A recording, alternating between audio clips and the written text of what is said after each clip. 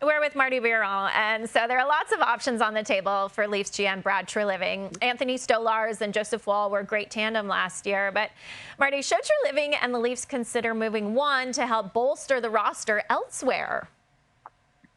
Well, if I was the Leaf, I would shop Joseph Woll. And the reason is that, look, I wouldn't do it if you're not going to get a significant return. There's a lot of holes to fill on that roster, especially if Marner and maybe Tavares leaves. Like, you've got to look at your forward group.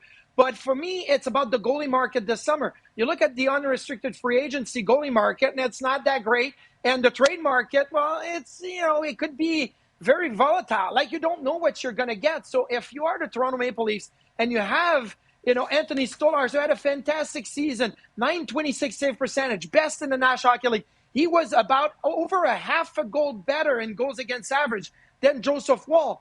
I would look at saying, okay, what can you get for Joseph Woll, who's entering a 3-year deal now and still has a lot of promises and a lot of upside that teams can think this is very attractive. So I would look to shop Joseph Woll only if I'm going to get the return that I want that's going to fill up the holes that need to be filled up for the Toronto Maple Leafs. I don't think I would rush it. I would force anything, but I would definitely make a couple of phone calls or take in a couple of phone calls to see what the market would bear if I was to trade Joseph Woll. Okay, let's see if you would rush this. With Stolarz entering the final year of his deal with the Leafs, that means he's eligible to sign an extension July 1st. Should the Leafs try and get a new deal in place before puck drop next season, or would you wait and see, Marty?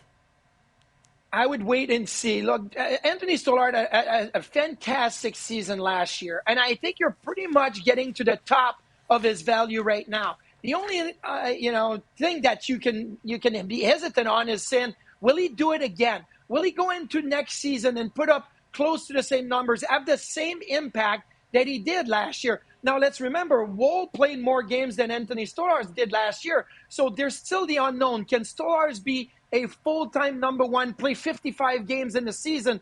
I think you got to test that out to see if you're going to give Stolarz more length, more term, more money on an extension. I wouldn't do it just now, because if you do it now, you're basing it on Stolarz at the top save percentage in the league.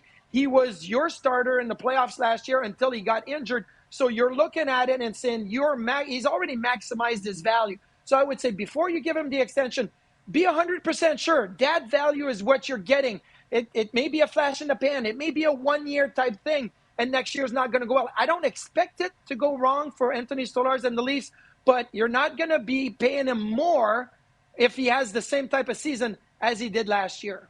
Yeah, a lot of things certainly went right for the goalie tandem with the Leafs this past season. The Leafs finished 8th in team goals against average, and the team one spot ahead of them in the rankings was the back-to-back Cup champion Panthers.